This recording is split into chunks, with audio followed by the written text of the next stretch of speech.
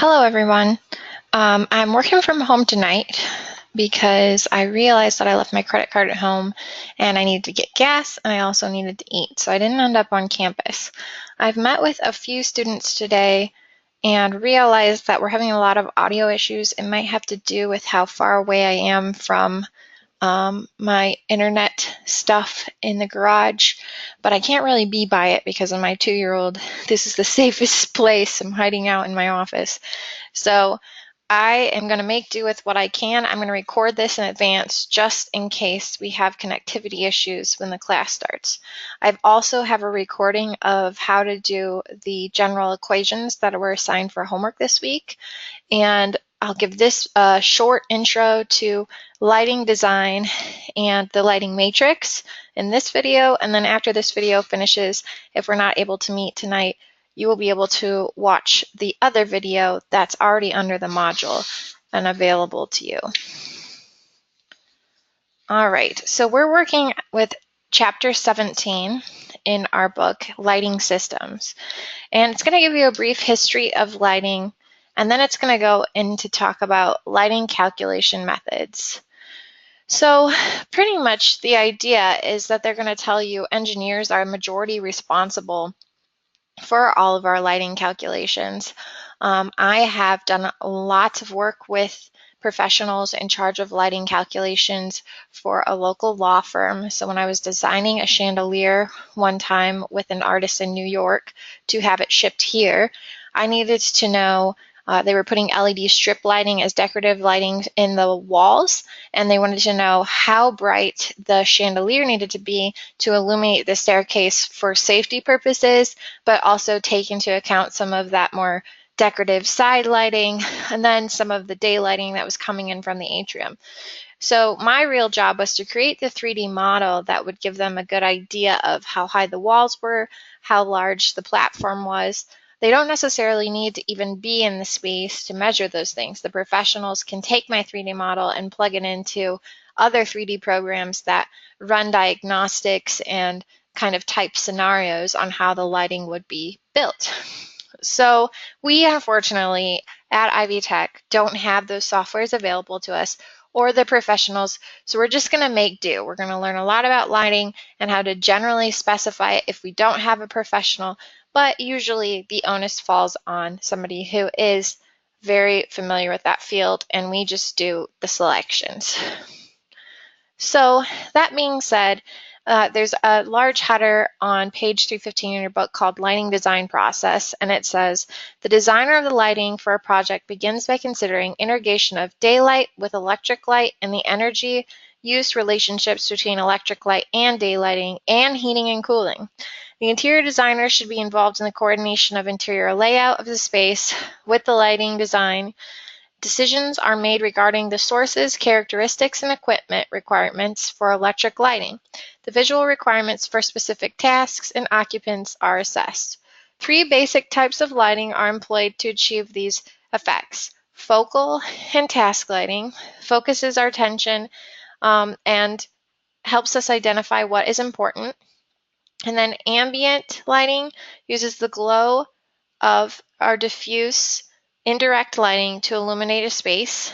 And then the sparkle of decorative light sources and reflection draw attention to visually exciting elements. So mostly they talk about focal, task, and ambient lighting in the book, and then they give you decorative as well. They show task, ambient, and the sparkle of the chandelier on 315 in diagram form for you. So I'm going to keep that pretty basic. I feel like some of the lectures that we watched previous have covered the ins and outs of lighting, but let's look at this lighting matrix that you're going to be required to do for your final project. So you're really lucky because Shemaine Spear, who is a past student, has created an Excel spreadsheet. She was an accountant in her former life, and so she thought that it would be really nice, since she created this for herself, to share it with some of her friends. I had no problems with that, not with the information in it, of course, but just with the headers that everyone had to have and all the information outlined as an empty matrix. So here's hers filled in, Here's the one that I have attached underneath this session module. So when you get it, it'll have zeros, and it's simply, you would go to step 1, and in step 1, that's where you would put your space. So for us, we might have reception. Usually we list spaces as we walk through the space. So after reception, you might have open, desking,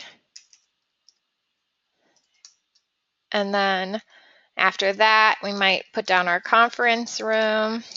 But you're putting all the spaces. All the spaces include spaces that aren't defined by walls, but are clearly defined by tasks. So that open desking area, if you have a mostly open concept, you would still break it out as an individual room.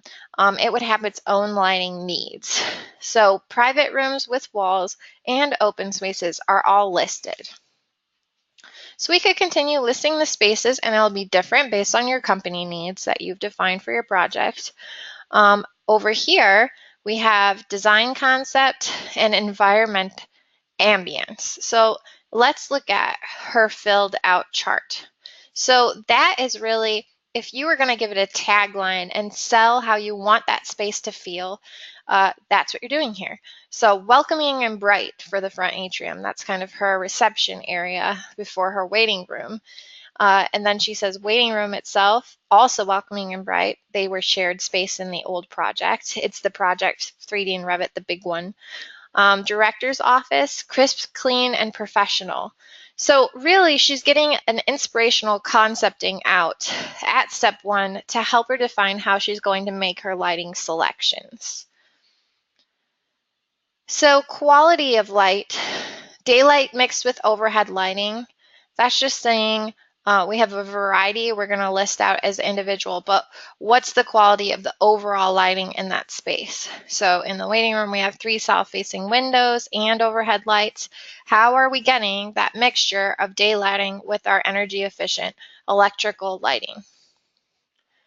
Architectural conditions and constraints. So the 3 walls of windows, that means that there is brightness that could be controlled maybe by some of our shades, but it's definitely impacting what selections we're making.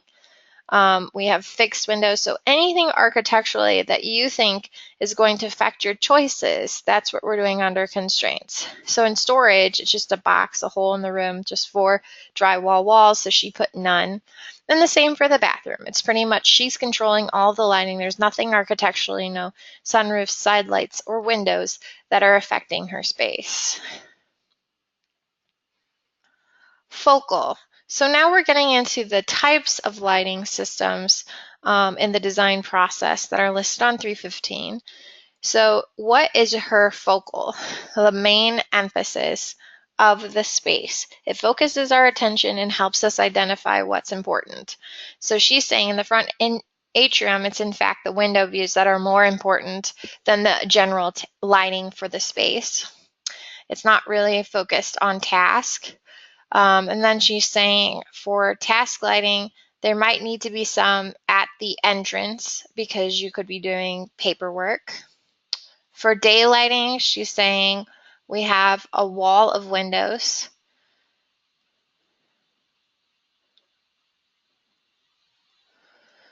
Notice as we get in other areas, she's chosen other focal lighting. So in her waiting room, she was saying she wants the focal point to be the aquarium, so it would be however she's lighting that aquarium. In the director's office, she wants the focal point to be the plants and bookshelves. In the cafeteria, she wants to highlight graphics. So it's not always mundane. It's not just what's the most predominant use of light in a space, like her window views. That's where we're getting majority daylighting, and it's always, you know, a design aesthetic that she's creating with some of these moments of furniture combined with lighting. Daylighting is pretty straightforward. Where is the daylighting in the space? So you do that directionally. Southeast walls, 3 south walls, wall of windows. You usually put down north, south, east, west, and the amount.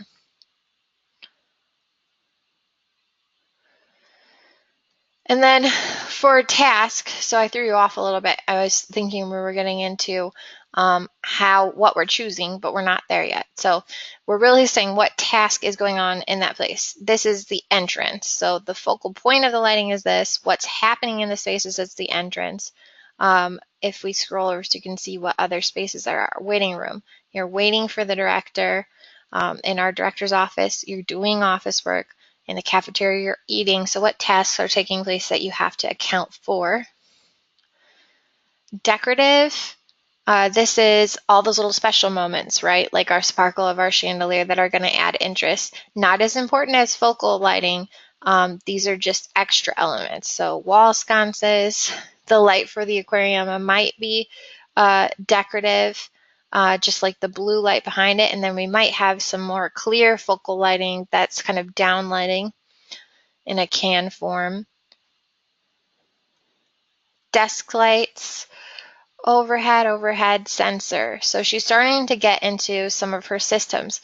Don't forget that this is about our green and our sustainability, our LEED, our meeting all of our different code requirements. So you've given me lots of information on how you want to do that more generally, saying I'm going to have a lighting control system.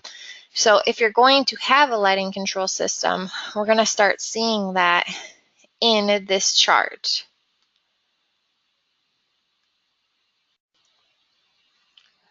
So in spaces that there's more general task things going on, like our large spaces, cafeteria and break room, she just said overhead.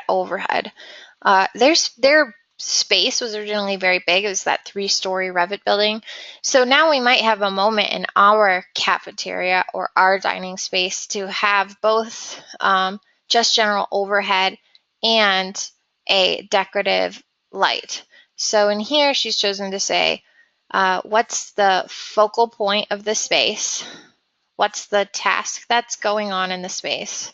How much daylighting and where is it coming from? And then under decorative, and really I might backspace decorative and just say decorative/general. You would put your decorative and general lighting that's going into the space. Under ambient, I might want you to do something a little bit different than what she's done here.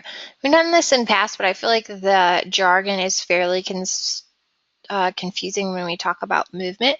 So I'd rather have the focus of what we're saying on here be in, if it was an office space, like did you choose any desk lighting?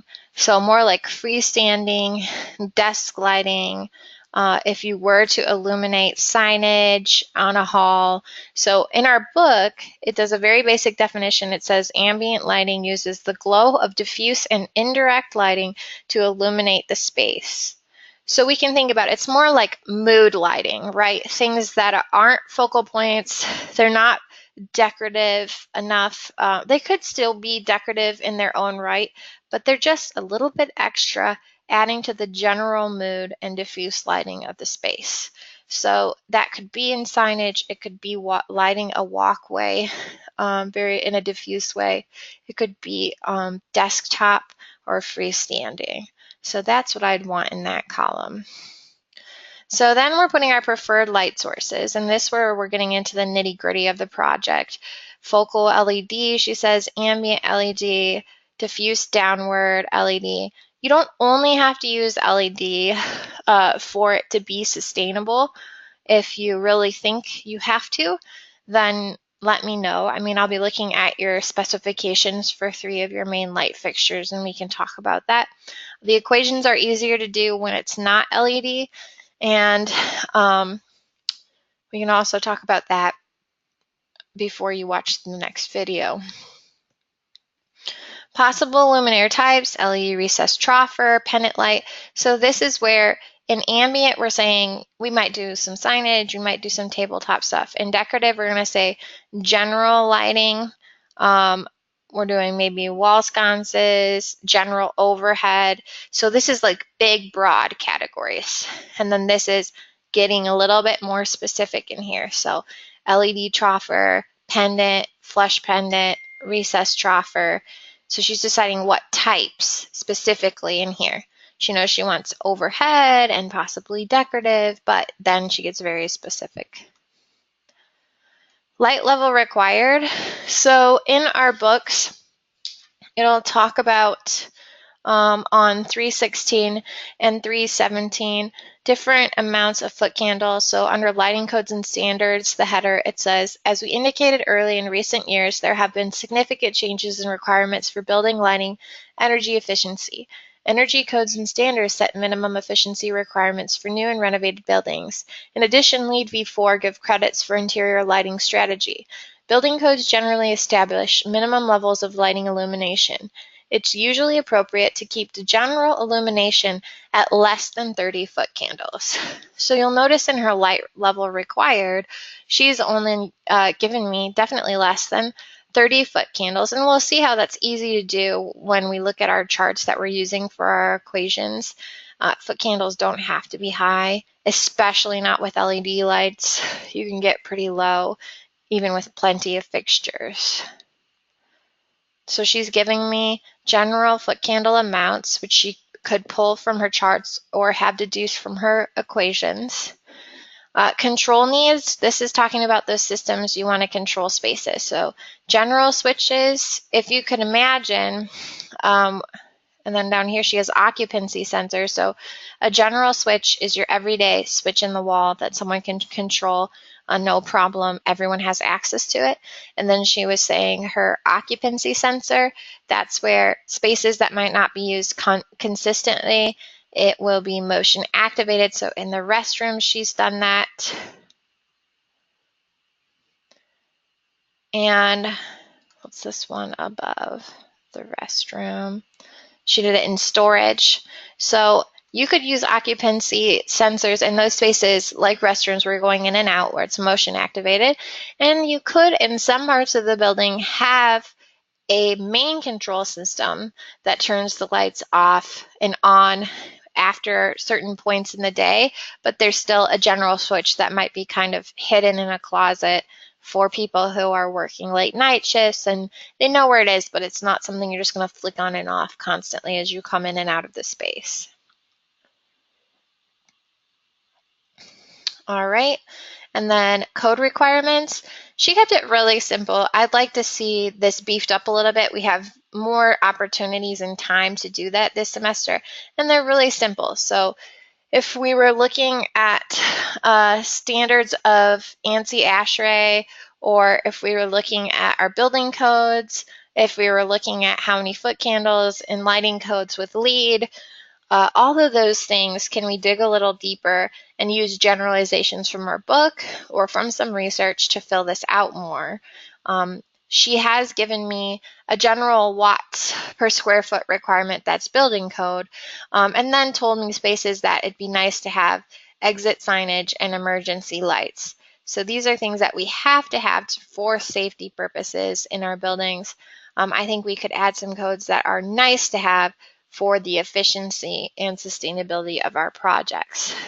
So I'll tell you more about how her chart works. Just great. You're really lucky that she did this for you. Everyone else had to either draw it by hand or create their own. So in step 1, you're doing the first initial steps, step 2, step 3. So once you fill in the spaces in step 1, everything, this is the final one that you can print for me and send as a PDF. So you'll fill out the steps in the sections that they are. So describe, layer your lighting, and then coordinate your lighting. So she has those in 3 different spreadsheets. But for each of them, once you fill out the space in one, she has it set up that the space carries through into each of the other ones so that you're not flipping back and forth. And then eventually you're creating a full spreadsheet for me, which you can print off and turn in. So again, this will be turned in not this week or coming week, but a week after that. So the let me look at my calendar, 26th instead of the 19th, because this is a bigger portion to chew off. We do have something that will be due on the 19th. And I can talk about that in the next video and a little bit in this video before I transition. So this is the most basic thing we're doing. We want to give the architects, contractors, what we think the feel of the space is, what we think our quality of general lighting is, any of the things that will affect the space, what's the focal point we need to draw attention to, what tasks are happening, where is the daylight coming from, decorative in general, this should really say decorative in general, and then ambient that we could add in with FF&E by picking different fixtures or adding some more decorative / diffuse elements, what type of lights we want to use and what that's going to look like more specifically, how many foot candles. So this is the part where it's like nice for this project, but we don't usually get to this coordinate part. So we'll come up with some ways where we can seem really smart, but not have to try very hard with technology to do it.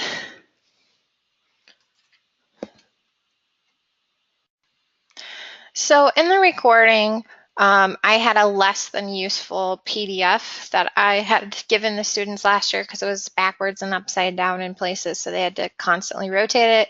I took my time today to turn it all right side up for you. Yay! So this is chapter 8 from Lighting Design Basics. It's a very useful book that we used to require you to get, but it's pretty expensive on top of all the books that you're already buying.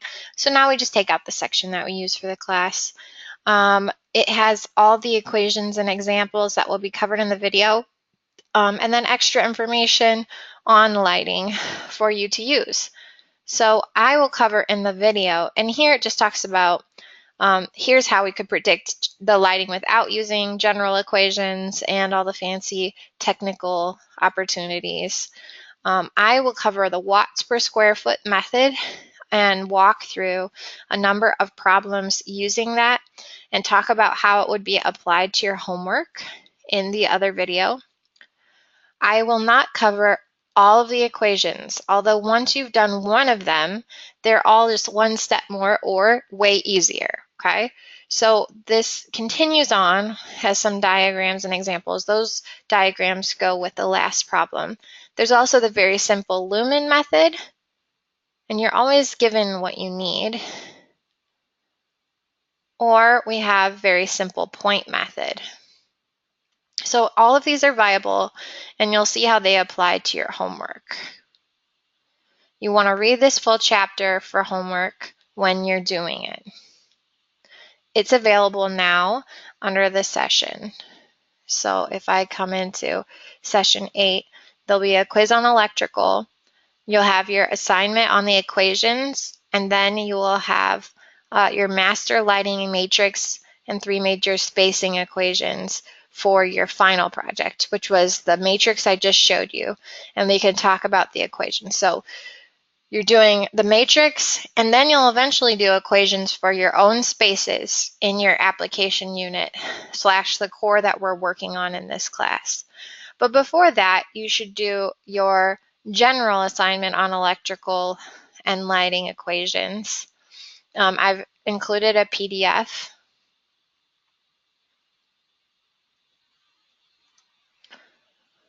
And it has some more portions of that chapter talking about task and general lighting.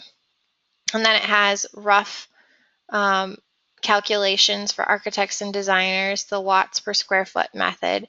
And then in the books, it has the examples if you need them to look at, and I'll walk through it in the video. And here's the chart that goes with that method. And then here's some of the problems. So how many fixtures are required given the following situations? I always give you every needed thing. So what type of space, how many square feet. It says you provide the light fixtures, highlight the watts, apply to the equation. I'll explain that in the video as well.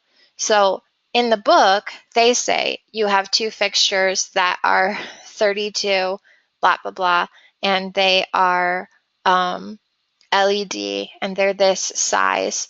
There's 2 tube lights per fixture, and there's a space, and it's this size. So the difference is, for this equation, you'll be given the space and the size, but you're picking a fixture. So you're going to go out and Google a fixture that you want to use for it. You'll see me do that in the video. And I know there's little weird things about it, like sometimes it'll be in centimeters, and I'll say this was inches, which is okay. Mostly we want to work in inches. You don't have to change it for me, though, if you don't. But it all makes sense when you see that video. Okay, so these 1 and 2 are covered by our first equation that will be fully explained and includes these charts. So our watts per square foot method. That's problems 1 and 2. And then 3 are the other two that I just said were also methods that are equally as easy, if not easier, once you've mastered the first one. And in that case, see how I've given you a situation? So I picked an area and then a size, and then you picked the fixture. In this one, you're playing teacher. So you're saying another example method is method XYZ. And to do that method, you use the following equations. And to fill in that method's equation, let's have a space that is a church, and the church is 700 square feet. So you set all the parameters and you're creating an equation that you yourself are also going to solve to show me how those work, to show me that you understood the examples given in the book. So there's 2 more methods that will be used under 3. I've already mentioned them in this video. You can find them easily scrolling through your PDF. If you have any questions, you can email me about it. All right, so after you've done these equations for this week's homework, and you get an idea of all 4 of them, you are going to go back to the other assignment under the module.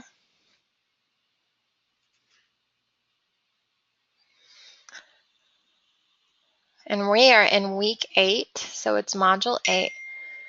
You're going to go back under module 8, and then you could look at your master lining matrix and 3 major spaces. So part 1 is to fill in that matrix. Part 2 is for 3 individual spaces in your floor plan, you're going to pick all the fixtures to be used. So 3 major spaces, that's not all of them. I'm not asking for equations for all of them. It would be, if you were in a different professor's class, all of them, and it would have been all of them for all 3 floors of that building.